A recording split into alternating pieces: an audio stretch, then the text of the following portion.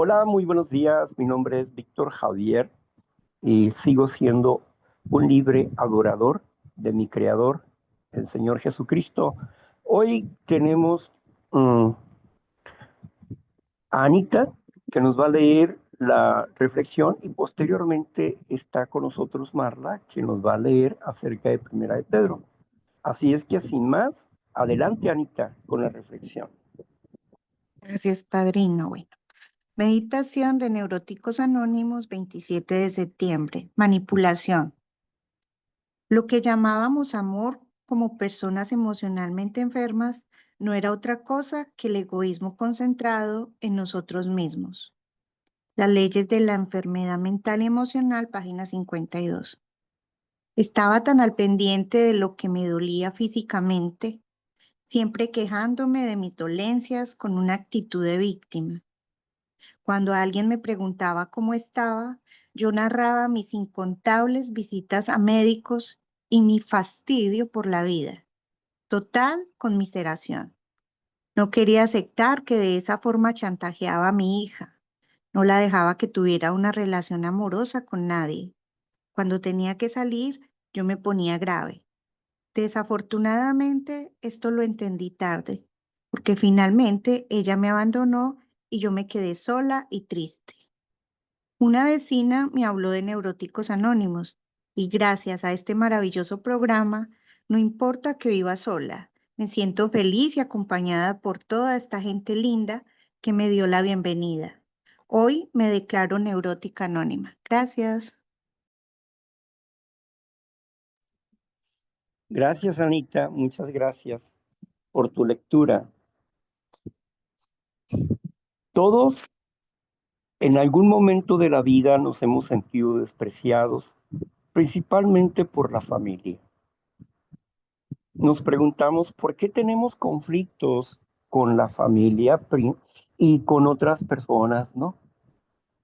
¿Por qué con otras personas podemos llevarnos bien, y aunque nos hagan algunas traiciones, las perdonamos y las seguimos teniendo como amistad? Algunas personas nos resulta más fácil perdonarlas y disculparlas de cualquier cosa, pero la familia no. ¿Por qué se es tan recalcitrante con la familia? Porque se tiene una historia. Se tiene una historia desde la infancia, la adolescencia y la edad adulta. ¿Por qué los hijos se resienten con los padres? ¿Por qué los padres se resienten con los hijos? Hay enemistad entre los padres y los hijos. Hay enemistad entre la familia, entre el esposo y la esposa. ¿Pero por qué? Precisamente por una falta de comprensión interna sobre la realidad existente dentro de sí mismos. Es decir, hablan de resentimientos, pero no lo resuelven. Hablan de perdón, pero no actúan genuinamente. Y aunque están queriendo perdonar, no pueden perdonar. Y aunque están queriendo sacar sus resentimientos, no sacan sus resentimientos. Se les colocan ejercicios para que trabajen y puedan resolver la situación con la ayuda del Creador, y sin embargo no lo hacen. Uno de los síntomas de la enfermedad es el rechazo de la medicina. Es un síntoma la negación. Es el rechazo de la medicina. La medicina se le da, pero como el niño que dice que no quiero y escupe la pastilla y escupe el jarabe porque no quiero. Pero el padre que los ama tiene que someterlos y darle el medicamento que sabe el padre que es para su bien.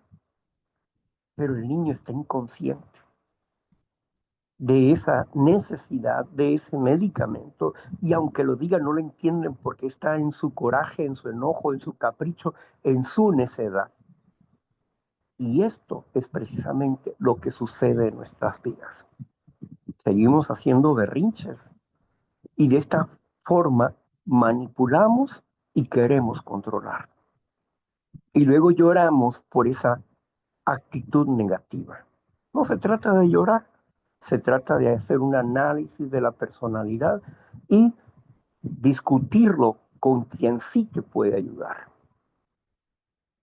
Lo aceptamos ante Dios, ante nosotros mismos y un ser humano que verdaderamente te pueda ayudar y te pueda guiar para salir del asunto. Por eso es una bendición estar en un grupo, porque en un grupo podemos encontrar, si no a la persona adecuada, por lo menos la distracción de nuestro dolor y el consuelo. Pero cuando encontramos la raíz de nuestra salud, el jarabe que nos va a ayudar a liberarnos, la inyección o la pastilla que nos va a ayudar a liberarnos, esa inyección, esa pastilla, ese jarabe espiritual que proviene de lo alto y que está ahí impreso, pero que a veces no sabemos cómo tenemos que tomar esa receta de manera práctica. Y por eso seguimos dándole vuelta a la misma acción, a la misma cosa. Y seguimos sufriendo, porque no brincamos ese tema, sino seguimos aferrados internamente. El camino no es fácil y nadie dijo que fuera fácil, pero vale la pena caminarlo, porque la carga se va liberando poco a poco. Gracias por estar con nosotros. Adelante, Marla. Muchas gracias, Víctor, por esa reflexión. Gracias, Anita, por esa lectura. Y bueno, vamos a continuar con el estudio y voy a leer 3 versículos de la semana pasada solamente para que pues recordemos que se estudió la semana pasada. Y es Primera de Pedro 5:1 y dice así: Ruego a los ancianos que están entre ustedes, yo anciano también con ellos y testigo de los padecimientos de Cristo, que soy también participante de la gloria que será revelada. Apacentad la grey de Dios que está entre ustedes, cuidando de ella no por fuerza, sino voluntariamente, no por ganancia deshonesta, sino con ánimo pronto, no como teniendo señorío de los que están a su cuidado, sino siendo ejemplos de la grey. Eso lo estudiamos la semana pasada y bueno, y lo que es el día de hoy, continúo con el 4 que dice así: Y cuando aparezca el príncipe de los pastores, ustedes recibirán la corona incorruptible de gloria. Igualmente, jóvenes, estén sujetos a los ancianos y todos sumisos unos a otros. Revístanse de humildad, porque Dios resiste a los soberbios y da gracia a los humildes. ¿Quiere que lea un poco más, Víctor? Solo leí 2 versículos. Así está bien. Perfecto. Ancianos, y yo anciano, testigo, un testigo de Cristo.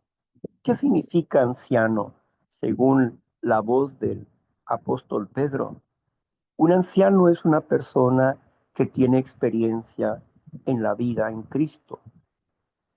Un anciano es una persona que vive la vida en Cristo y que reconoce a Jesús y a su enseñanza, a su doctrina, como la enseñanza del Padre. Y él tiene la experiencia. Ancianos que están entre ustedes. Él dice como apóstol, yo anciano. Y no dice que soy más alto rango que nadie, no. Él dice yo anciano, como otros ancianos que están entre ustedes. Otros ancianos son diáconos, son apoyos que están dentro de la grey. Y cuando él dice apacentar a las ovejas, es darle alimento a las ovejas, darle alimento y cuidarlas para que no se hagan daño entre ellas o para que no se pierdan, para que no se desvíen. Cuidar a la grey con amor, no por ganancias deshonestas, No estén pensando en lo que van a recibir de una oveja y verlas como mercaderes. No piensen así. Piensen que están haciendo la obra de Dios y que no están aquí para recibir ganancias deshonestas. Y ganancias deshonestas es cuando trasquilas a las ovejas en destiempo, cuando ellas tienen necesidad de tener la lana en tiempo de frío y las trasquilas, ¿no? Cada quien dé como ha propuesto en su corazón, porque Dios bendice al dador alegre. Y esta es una ganancia honesta, pero nunca, nunca un cobro o una cuota de ninguna índole. No lo hagas por ganancias deshonestas. Apacienta la grey. Sean mansos unos con otros. No sean agresivos. Sean mansos. Sean sumisos. Sométanse a las autoridades. Sométanse a los ancianos que tienen una autoridad moral por su experiencia en Cristo Jesús. Sométanse a los ancianos. Y esto no habla de un sometimiento al grado de ser esclavos, no. Habla de respeto, habla de reconocimiento. Someterse al anciano es que yo tengo un problema y voy con alguien que considero que tiene el conocimiento y le pregunto sobre alguna situación espiritual o situación injusta que esté viviendo para recibir el consejo de Dios a través de ese anciano. Podemos también entender este aspecto del desarrollo espiritual que nosotros vamos teniendo cuando somos mansos de corazón, como dice el Señor Jesucristo, sean mansos como yo soy manso, humildes de corazón. Manso significa tener dominio del instinto y no dejarse llevar de locura, sino tener dominio. ¿Qué es lo que pueda pasar? ¿Qué es lo que puede suceder si me espanto con mis propias ideas?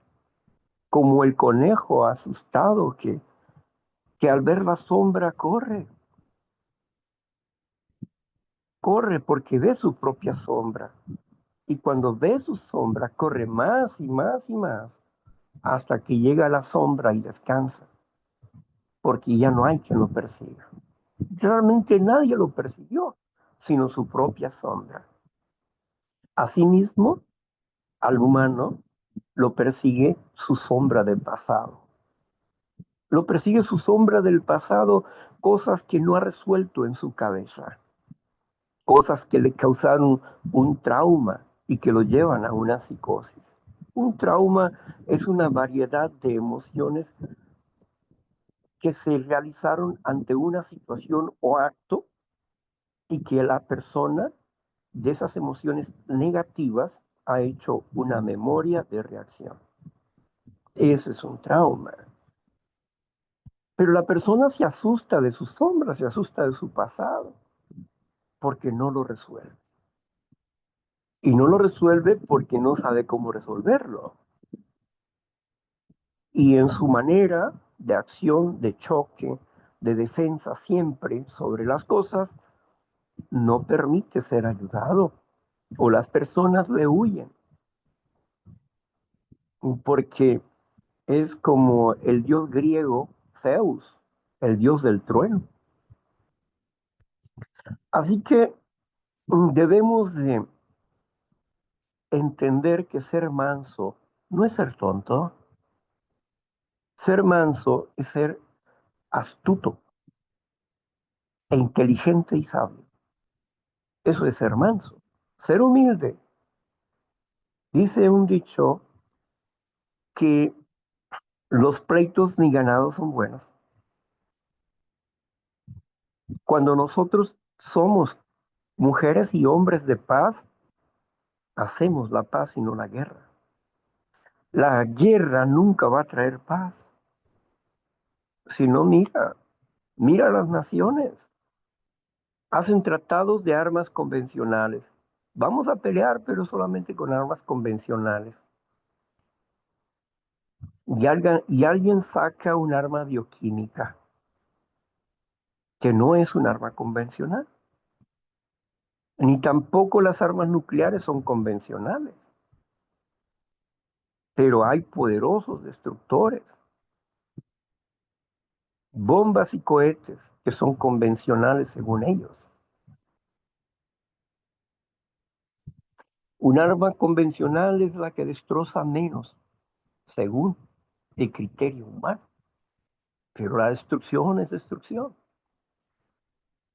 Y las armas no traen la paz. Las armas generan más guerra. La guerra nunca va a generar la paz.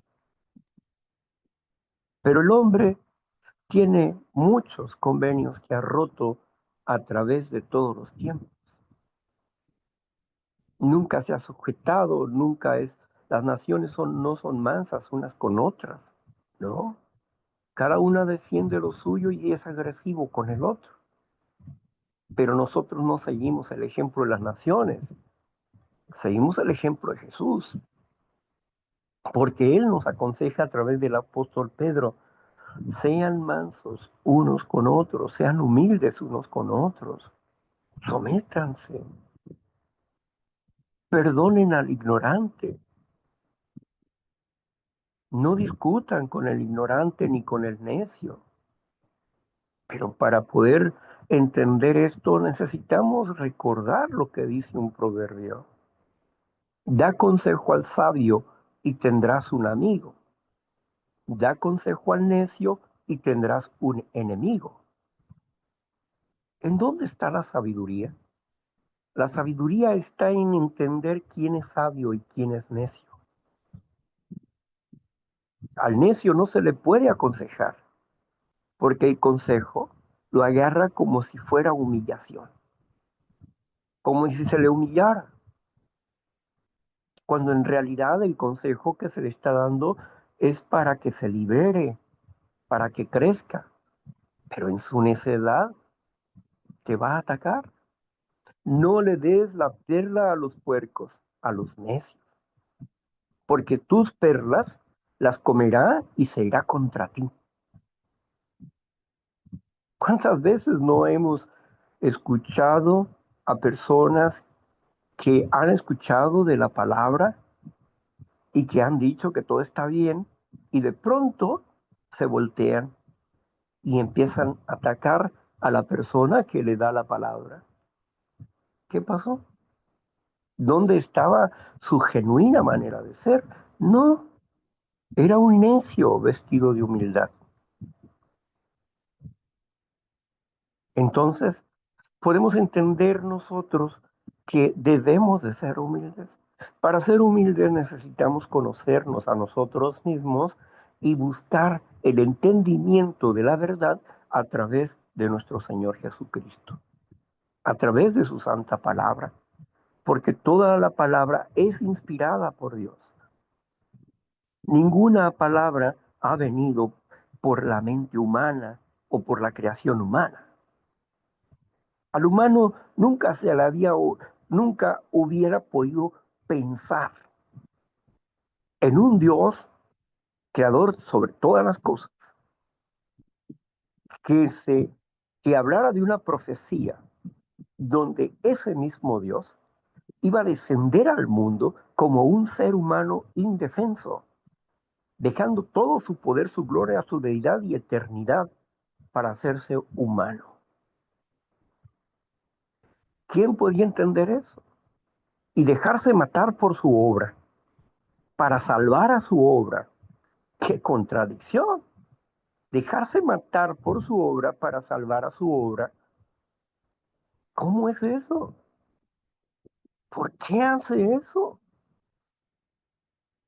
Es incomprensible para el humano sobre las reglas que Dios hace, sobre las leyes que Dios hace Y sobre esa ley, y como está escrito en esa ley, se tiene que dar la justicia. Se tiene que hacer justicia para lograr un balance. Y Jesucristo vino a reparar el tema que había destruido el primer Adán. Él vino a reparar eso, pero nadie lo asesinó.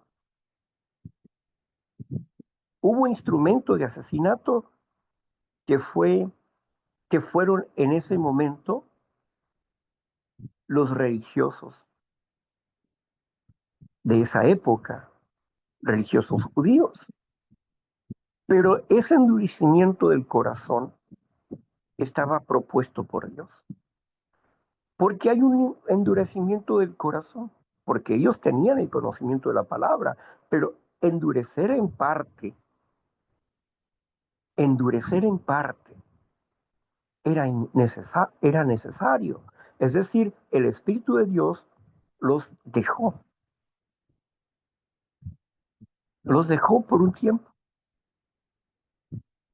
Por eso, cuando sucede esto, cuando ellos están endurecidos en sus corazones porque están siendo manipulados por el enemigo, y bien lo explicó Jesús, ustedes son hijos del diablo porque las cosas del diablo quieren hacer. Y mi palabra no haya cabida en sus corazones. No, mi palabra no puede crecer en sus corazones porque tienen malas y perversas intenciones. Les dijo Jesús de frente a esos religiosos de la época. Pero ellos también son inocentes, ¿saben?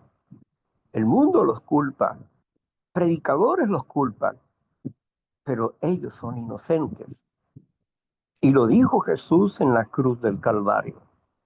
Padre, perdónalos porque no saben lo que hacen. Es decir, Jesús entendía la mano que estaba detrás de todo esto, pero también entendía que había sido necesario endurecerlos a ellos, que ellos iban a ser sacrificados de alguna manera para que el sacrificio de Jesucristo se hiciera realidad. Porque Él dijo, nadie me quita la vida. Yo pongo la vida por mí mismo y la volveré a tomar. Y si nadie le quita la vida y Él la pone y la va a volver a tomar, Él es el responsable de todo ese acto. Por eso, este pueblo recibió perdón y este pueblo va a resucitar en tiempo y forma, de acuerdo a la voluntad de Dios.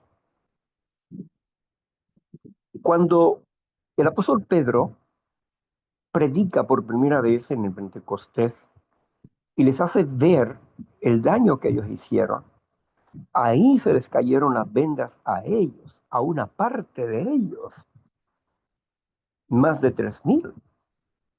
Se les cayeron las vendas y entonces dijeron, ok, ya lo sacrificamos, ahora ¿qué vamos a hacer? Pedro dijo, arrepiéntanse de corazón, arrepiéntanse, ¿verdad? Compúnjanse de corazón, que su risa se convierta en llanto, arrepiéntanse. Y bautícese cada uno de ustedes para el perdón de los pecados y para que puedan recibir el Espíritu de Dios. Entonces aquellas personas fueron bautizadas, fueron sumergidas. Entonces, ¿qué podemos ver aquí? Podemos entender el sacrificio de otra manera y no odiar a los judíos, no odiar al pueblo de Israel, porque todo fue un plan maestro de Dios. Y Dios no es injusto. Él es dueño de todas las almas.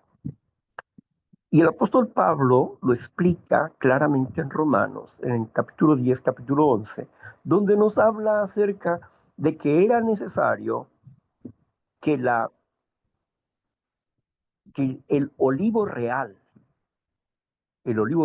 que es el pueblo de Israel, fuera quebrado, para que el olivo silvestre, nosotros, las naciones, fuéramos injertados en el olivo real, para que de ambos pueblos se hiciera uno. Fue necesario el sacrificio de Israel para que, para que nosotros pudiéramos entrar por la puerta de la gracia y pertenecer al Israel y ser parte del olivo real. Por eso no nos podemos jactar sobre el pueblo de Israel. Al contrario, darle gracias a Dios por su proyecto, por su plan de rescate y salvación. Cuando comprendemos cómo es este cuadro, vamos entendiendo que no hay odios a los judíos. No tenemos por qué odiarlos. No tenemos por qué odiar a Israel, sino al contrario, darle gracias a Dios por ese pueblo, porque ese pueblo sufrió mucho para darnos un ejemplo del amor y la misericordia de Dios con un pueblo necio, pero que dentro de ese pueblo necio siempre se guardó ¿qué? Una pequeña porción de personas que hacían la voluntad de Dios. Y lo podemos ver con Elías cuando corre a esconderse por causa de Jezabel que quería matarlo y se va allá a Oreb y entra a la cueva a esperar a Dios. Y cuando llega, le dice, Elías, ¿qué estás haciendo aquí? Tuve miedo y me escondí porque Jezabel me quiere matar, ha matado a todos y yo soy el único que quedé. Por eso me vine. Y Dios le dijo, ¿acaso no tengo yo 7,000 hombres que no han doblado sus rodillas a Baal? Ni el propio profeta sabía quiénes eran los escogidos dentro de Israel. Ni el profeta sabía quiénes eran y cuántos eran. Pero Dios le dio el número de personas que estaban ahí y que estaban orando y que estaban en lo suyo, intercediendo por Elías.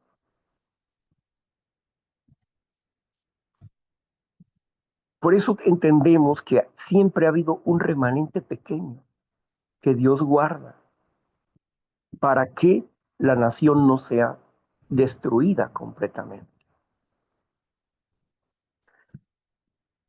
Si comprendemos esto, vamos a tener visión de lo que sigue.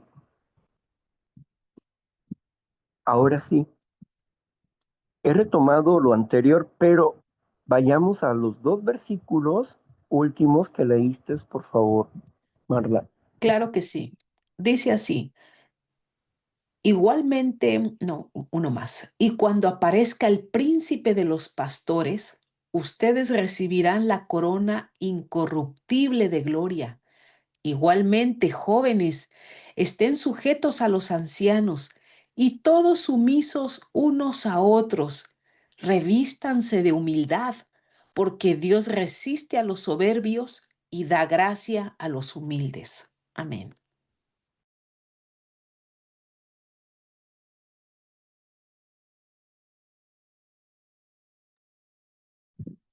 Aquí el rey de los pastores es Jesucristo, es el rey de los pastores. Cuando el pastor cumple bien su labor, su trabajo, tal como lo va explicando la palabra del Señor, ser obispos, supervisores de la obra. Y bueno, cuando esto sucede, dice, ustedes recibirán la corona de la vida, la eternidad.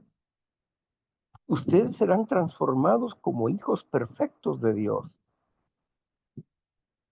Por eso, sométanse unos a otros, revístanse de humildad. Sumisión no significa esclavitud. Sumisión significa que por amor perdono y por amor consulto a las personas que pueden ayudarme. Por amor. Cuando estamos llenos de soberbia, podemos simular que vamos a pedir un consejo. Y vamos y lo hablamos y quedamos insatisfechos y dices en el corazón, de nada sirvió. Olvidándote que la obra es de Dios. Olvidándote que la obra es de Dios.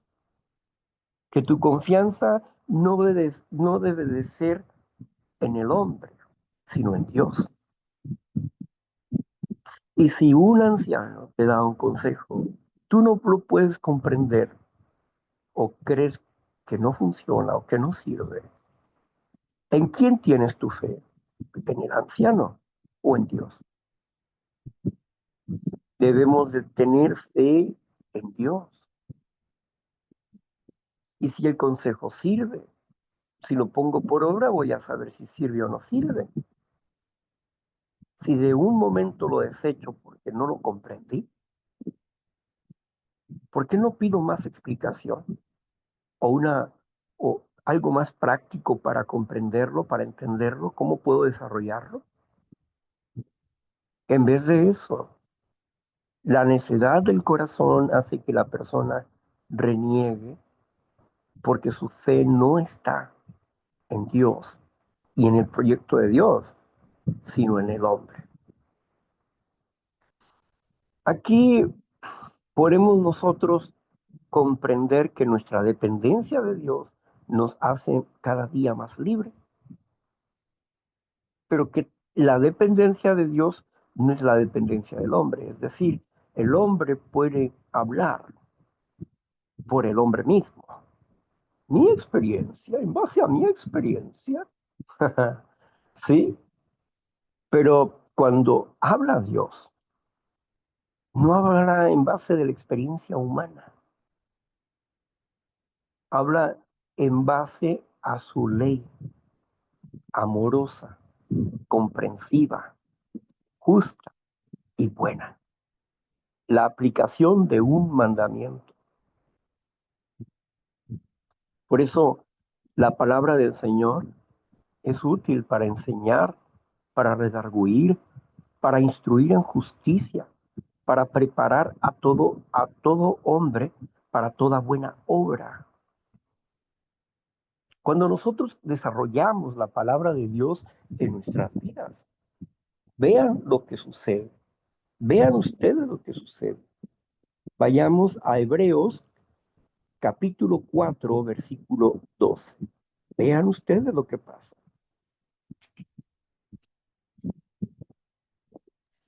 Muy bien, Hebreos 4:12 dice así. Dice, porque la palabra de Dios es viva y eficaz y más cortante que toda espada de dos filos y penetra hasta partir el alma y el espíritu, las coyunturas y los tuétanos y discierne los pensamientos y las intenciones del corazón. Amén. Gracias. Dice ahí que la palabra de Dios es viva y eficaz y es más cortante que una espada de doble filo. Es más cortante que una espada de doble filo. No dice que es una espada. Dice, es más cortante que una espada de doble filo. Y luego que discierne y habla del cuerpo físico.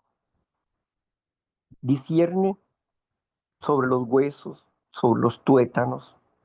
Discierne lo físico. Separa el alma y el espíritu. Separa el alma y el espíritu y discierne los pensamientos. Las locuras Cubraciones del corazón, los proyectos, los planes que tiene el corazón. Cuando nosotros nos entrenamos en la palabra conforme al Espíritu de Dios, conforme al consejo y la esencia de Dios, podemos discernir el espíritu de la persona y su situación y su raíz.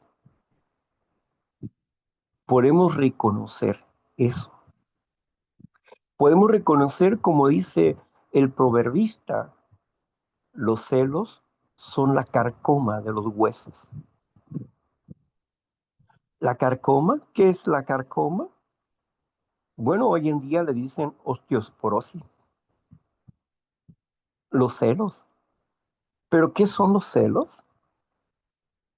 Como alguien me comentaba ayer, bueno, yo pensé que los celos eran solamente entre las parejas y entre los hijos que a veces eh, están celosos unos de otros porque prefieren a mamá o porque mamá prefiere a alguien, etcétera. Bueno, eso solamente es una presentación, una cara de los celos. Pero los celos son, por ejemplo, cuando una madre, abnegada humanamente hablando, se preocupa exageradamente por los hijos, tomando la culpa de los hijos y dejándosela a ella misma, y sigue sufriendo, porque no deja sus cargas en Dios. Sigue sufriendo, porque considera que ha sido la parte fundamental de la obstrucción mental de sus hijos, y se siente culpable de alguna forma por alguna situación enfermiza que traigan sus hijos. Este celo es un celo. ¿Por qué es un celo? Porque celo significa cuidar, resguardar. Está en celo, no te acerques. En los perritos, ¿no? Está una perrita ahí. Está en celo, no te acerques. ¿Qué significa que está en celo? Significa que tiene animalitos débiles y que la perrita, al pensar que le quieres hacer daño, los va a cuidar y se te va a ir encima. Está en celo. ¿Por qué? Porque la perrita está cuidando a sus hijitos débiles. Así la mamá que es uh, celosa, o sea, exageradamente controladora, manipuladora, por amor a sus hijos, pero no sabe que esa exagerada control y esa exagerada manipulación no es más que su miedo y que esto la enferma. La enferma espiritualmente, pero físicamente es carcoma de los huesos. Dice la escritura. Entonces, si nosotros nos preocupamos exageradamente por cualquier cosa, somos celosos en un mal celo. Porque el celo es bueno, pero como todas las cosas, cuando las exageramos, destruyen. Y no construyen, destruyen. Hacemos que los hijos se vayan de nosotros en vez de acercarse a nosotros. Porque no sabemos amar, ni ellos tampoco saben amar. Pero ¿acaso es culpa de los padres el no saber amar? No, nacieron bajo esa condición de ignorantes. Todos los seres humanos hemos nacido bajo una condición de ignorantes del amor. El amor se tiene que aprender a través de la experiencia y la instrucción, la enseñanza. Se tiene que desarrollar un carácter. Por eso, primeramente, viene el hombre, la mujer salvaje. Y posteriormente viene la mujer y el hombre espiritual, porque nacimos salvajes, sin Dios ni control. Desarrollamos y absorbimos ideas y emociones diversas que formaron en nosotros memorias diversas. Entonces, ¿quién es culpable de qué?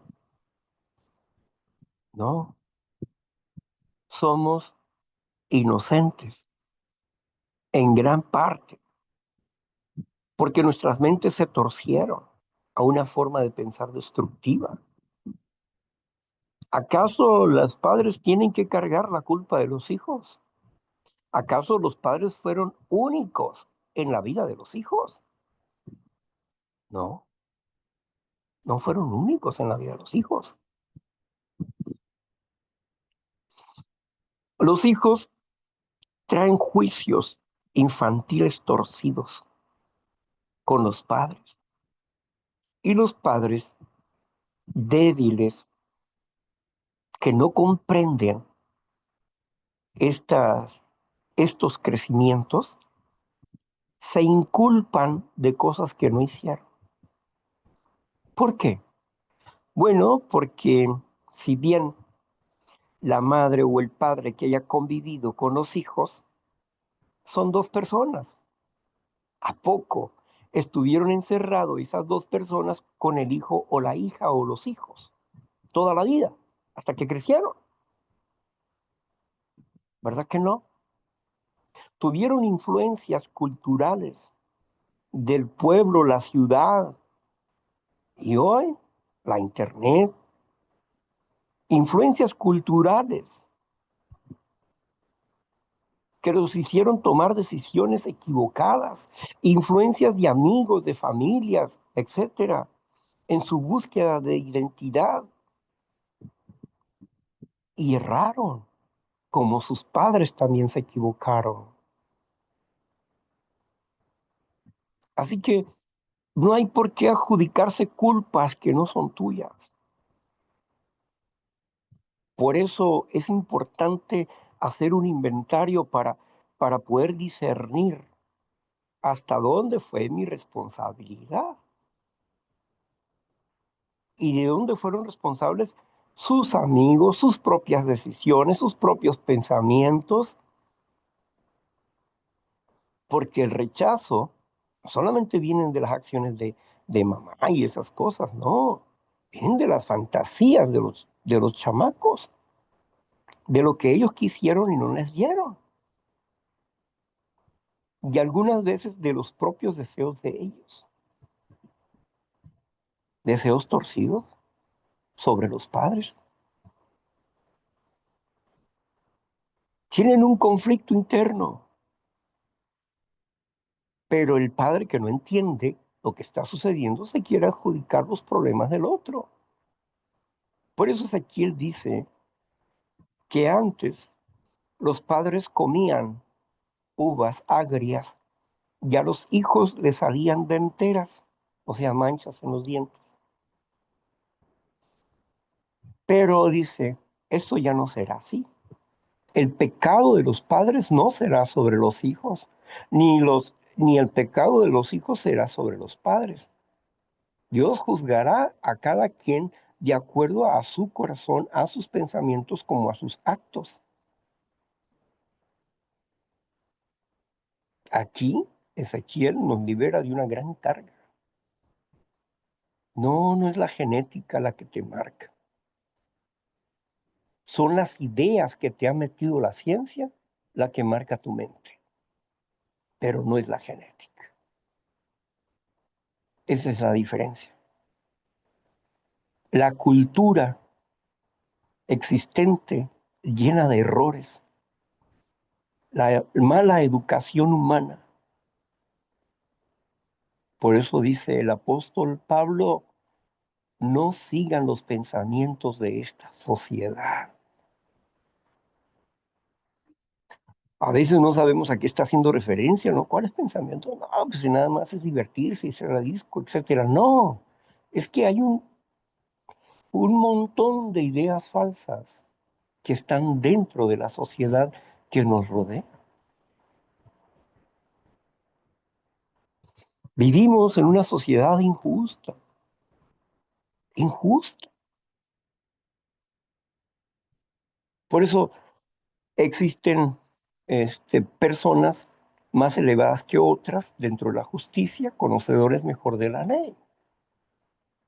Cuando yo llego ante el magistrado después de 4 años de estar preso, cuando llego ante el magistrado y me dice, usted está en un estado indefenso, porque no se le han presentado a ustedes las personas técnicas del caso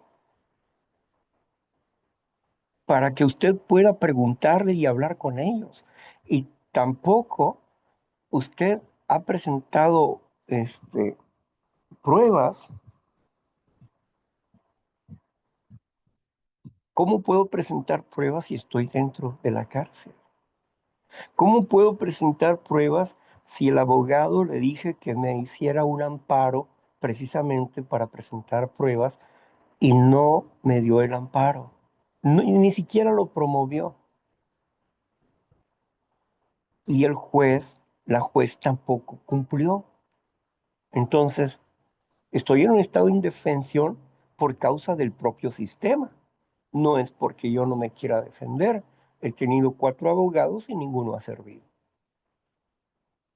Y que han sido propios del sistema. Bueno, pues tienen que corregir esto para que su caso no se vuelva a reabrir. Pues lo vamos a corregir. Voy a aceptar lo que la juez me dio porque ya estoy casi por salir. Y punto, ¿no? Aunque yo sea inocente. Y así fue el diálogo que tuve con el magistrado. La, la, toda el cerco de justicia que está alrededor nuestro tiene muchos vacíos. Por eso es importante para nosotros entender que la mejor justicia proviene del cielo. Y si aprendemos a vivir de la justicia de Dios, las cosas serán equilibradas. Pero cuando una mamá se autoflagela, se autocondena por una acción o reacción de sus hijos, está siendo Dios verdugo y jurado de sí mismo y no le permite a Dios hablar para que ella pueda comprender que ella no es culpable. Es tan inocente como su hijo, pero que hoy tiene que hacerse responsable de sus actos, pero tiene que liberarse de la culpa y transformar esa culpa en responsabilidad.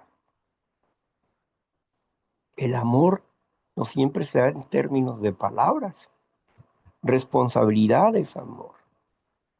Y regularmente lo que puede dar el hombre y la mujer que están enfermos emocionalmente es por lo menos el cuidado en la enfermedad, alimento, ropa, educación humana, educación, por lo menos. Y dentro de esa responsabilidad está el amor,